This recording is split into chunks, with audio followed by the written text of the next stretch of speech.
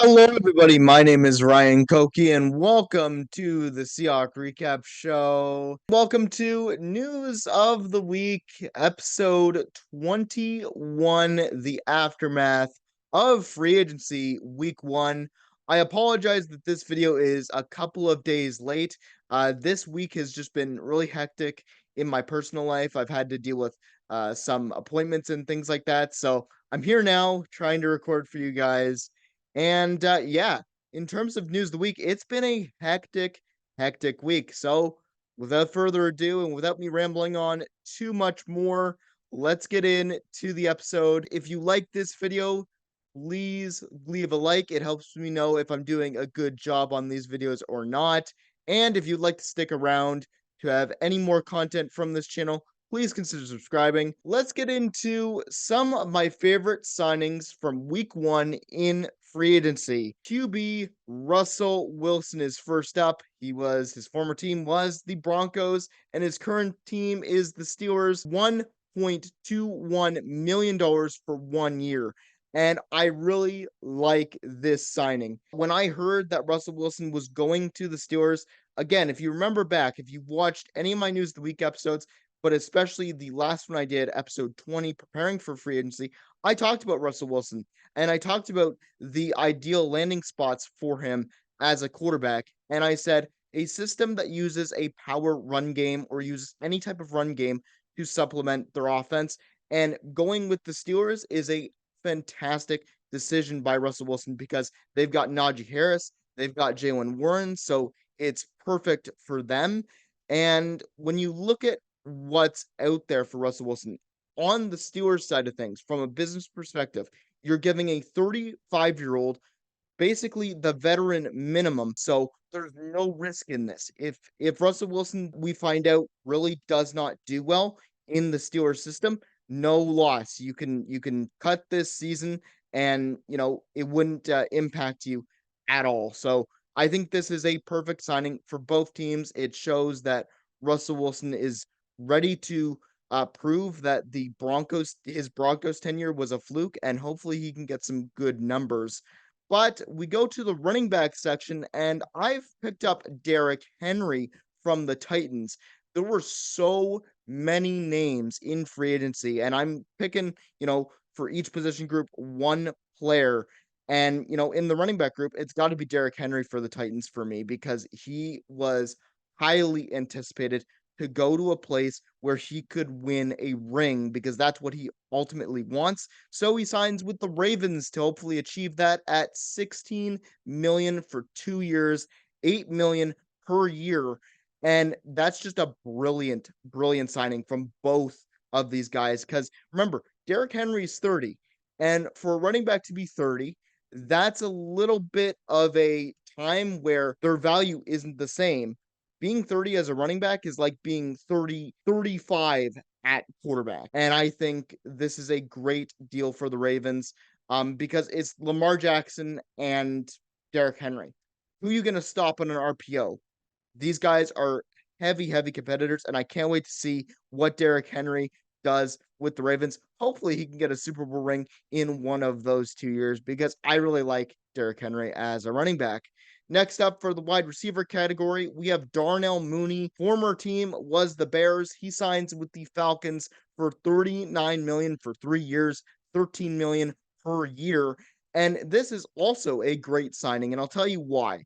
Because of what the Falcons have done this offseason, they signed Kirk Cousins to be their quarterback. Darnell Mooney on the Bears was quite good. He was their top wide receiver, and he was great for them throughout his tenure with the Bears. So I hope he'll get a lot of targets. He'll probably be the second stringer on this Falcons team, and to be a second stringer on this team is great. And I like what the Falcons have done here. So I like Darnell Mooney on the Falcons. Next up, we got the tight ends, and I was actually really surprised when I was picking somebody for this position group. There weren't a lot of tight end signings in the first week of free agency, so I went with Noah Fant from the Seahawks. He resigns with the Seahawks for 21 million for 2 years, 10.5 million per year. And as I've been doing my Seahawks free agency recaps through the days and things like that. I already talked about Noah Fant, but I'll talk about him here again. I really like Noah Fant as just a player in general. He was great last year, even with limited targets. I think he's such a good player. He was a good player on the Broncos, and I really like that he resigns here. Especially with the Seahawks now grabbing OC Ryan Grubbs. He uses his tight ends a lot, so I'm expecting Noah Fant's numbers to go up with the Seahawks this year. I can't wait to see what happens in this next season. And we go to O lineman guard Mike Awanu from the Patriots. He resigns 57 million for 3 years, 19 million per year. And you know what? The Patriots signed a guy that they really like. I think their new head coach really likes him. And to be honest, this guard market in this free agency period was something else. Like Robert Hunt got paid 100 million for 5 years to the Panthers. Like that's insane. I think just a great signing to keep this guard for the Patriots around. But we get to the defensive side of the ball, and let's talk about D lineman Christian Wilkins. This was a guy that I had my eye on when he was going to free agency. Who was going to pick him up? And he was one of the best DTs in this class of free agents. So he goes from the Dolphins to the Raiders, being paid 110 million for 4 years, 27.5 million per year. And honestly, Christian Wilkins, he's not only a great football player, but he's a great personality. If you've watched any of the mic'd up segments with Christian Wilkins, he's just a really funny guy. He must be a good morale boost for any team he joins. And now he's on the Raiders. And remember, the Raiders still have Max Crosby. Who are you going to block in that situation? Who are you going to double team in that situation? That is a brilliant signing from the Raiders. We get to linebacker, and I'm going to talk about Patrick Queen, man. From the Ravens, he goes to the Steelers, 41 million for 3 years, 13.6 million per year. And this was a guy, as a Seahawks fan, I was really hoping the Seahawks would get. He goes to a division rival, and this linebacker core for free agency was a stacked group. And getting the 24-year-old who he's a great middle linebacker. He tackles, he's great in pass coverage, and now he's going to the Steelers, which he'll need to help out the Steelers because they're gonna have to tackle Derrick Henry. So I wish him all the best on the Steelers. And that cap hit, man, 13.6. That's a really good, solid chunk of change for a linebacker that is going to provide you with so much in this Steelers defense. So I'm really happy with that signing. We get to corner, and I'm going to give it to Kenny Moore from the Colts. He resigns with the Colts for 30 million for 3 years, 10 million per year. And this guy, you don't really hear about Kenny Moore as much on the Colts, but he is one of the best nickel corners. He is a very, very good tackler. He hits hard and he's good in coverage. And being paid, I believe he's the highest paid nickel corner in the NFL right now.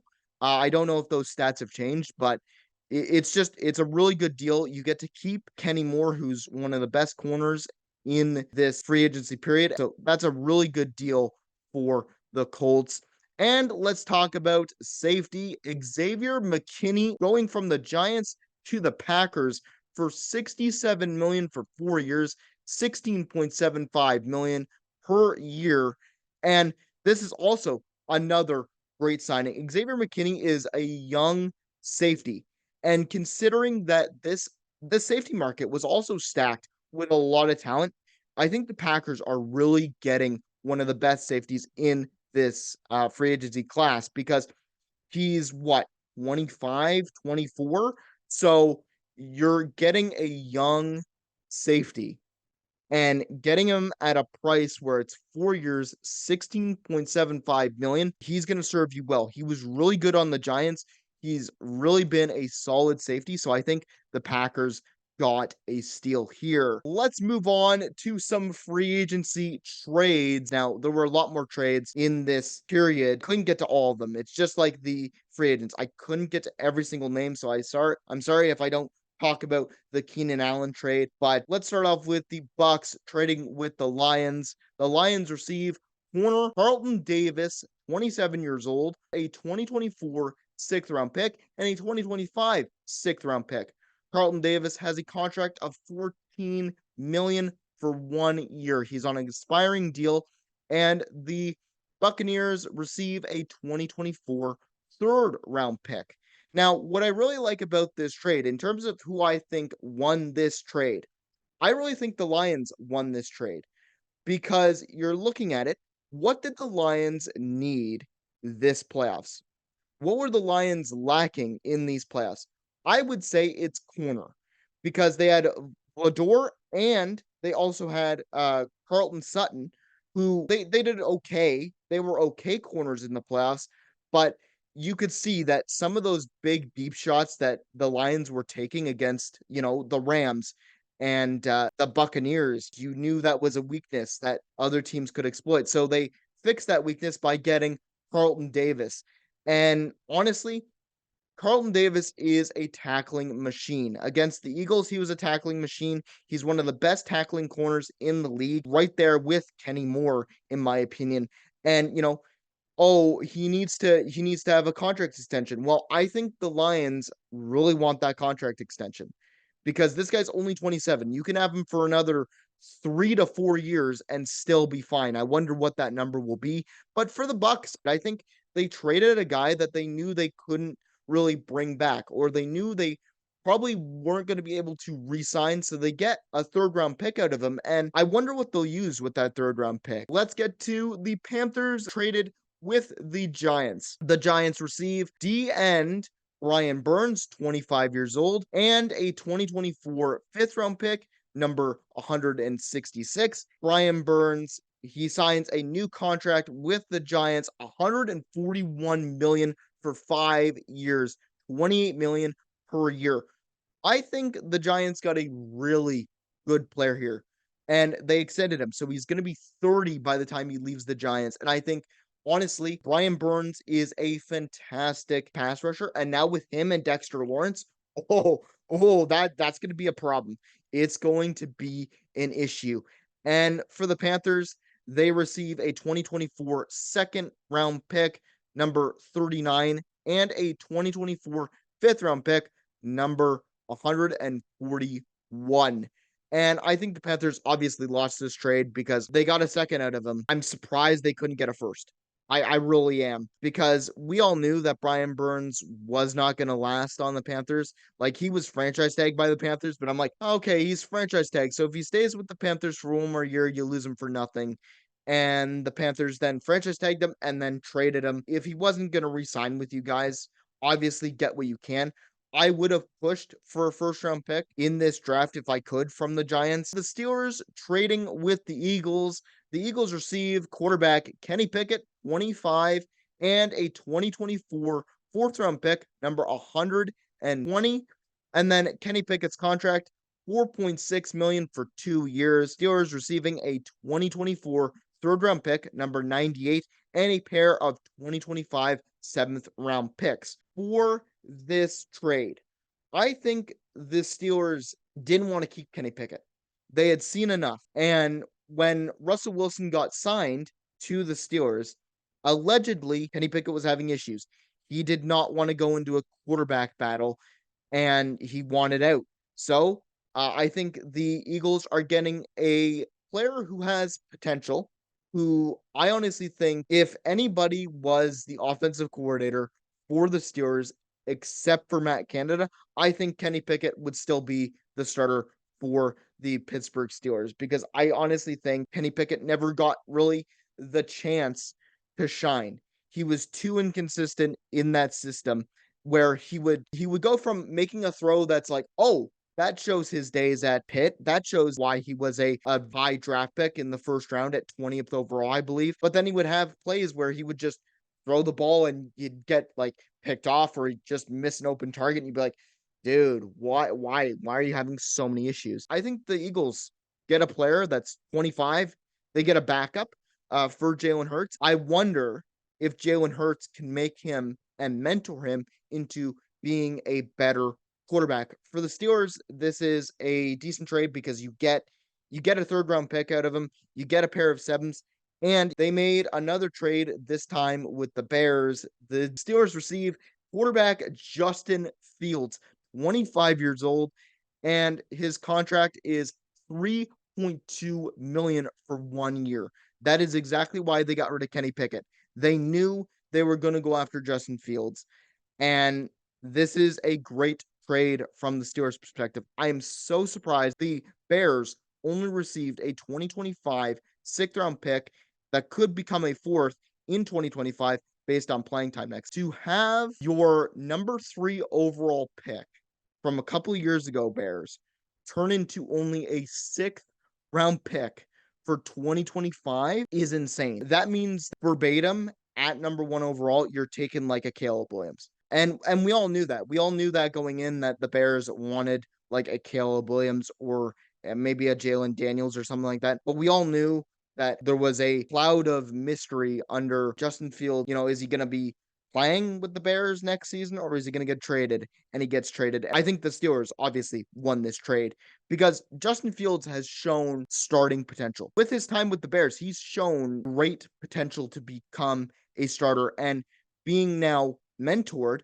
under Russell Wilson for 1 year. Russell Wilson is a great mentor. He mentored Geno Smith a little bit, and I think he can mentor Justin Fields into becoming a complete package so that when the season is up in 2025, 2026, the Steelers can turn around, give Justin Fields a contract, and say, okay, there's our succession plan for the future. I wish the Bears could have gotten more for Justin Fields because I think they ultimately should have. I think they ultimately should have at least have gotten maybe a second for Justin Fields, but they're moving on. They know who they want, and they just wanted him off the roster, it looks like. The final thing I wanted to get to on this list was Aaron Donald retiring from the NFL. As a Seahawks fan, I am jumping for joy. I was jumping for joy at this news because the bad man is gone. The NFC West is safe for the first time since Aaron Donald's joined the league 10 years ago. This guy, throughout his career, has just been a menace, racking up 8 Pro Bowls, 7 All-Pro awards, and 3 Defensive Player of the Year awards, and a 1 Super Bowl ring.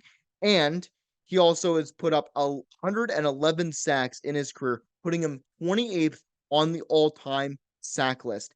That is insane. Considering that Aaron Donald is one of the best DTs that I have ever seen play the game of football. I hated playing the Rams because he was always double teamed.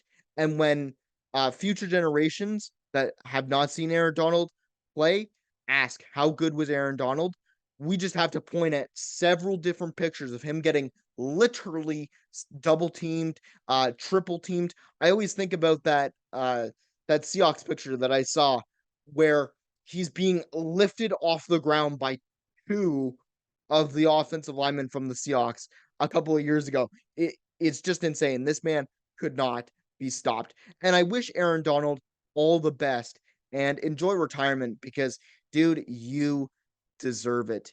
You were a hell of a competitor, and I hope that you enjoy retirement because you are one of the best DTs to come into the NFL. Anyways, that is it for News of the Week, episode 21, the aftermath of free agency. I hope you enjoyed it. I will see you all in the next video. Go Hawks go, and I can't wait for the rest of the offseason and the NFL draft. I can't wait for those 2 things to happen. Take care, and I will see you in the next video.